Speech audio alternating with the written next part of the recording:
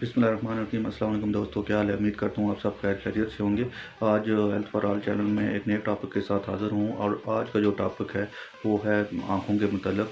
आपको पता है आँखें अल्लाह मियाँ का एक अनमोल तोहफ़ा है जो कि जिसकी हिफाजत करना बहुत ज़रूरी है।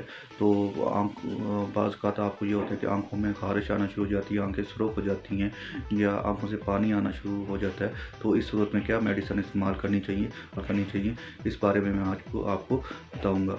तो दोस्तों, अगर आपको आँखों में से पानी आ रहा हो, आँखें सुर्ख़ हो जाए या आँखों में ख़ारिश हो रही हो तो आप मेथाक्लोर आई ड्रॉप इस्तेमाल करें। इंशाअल्लाह अल्लाह मियाँ आपको शिफा देगा।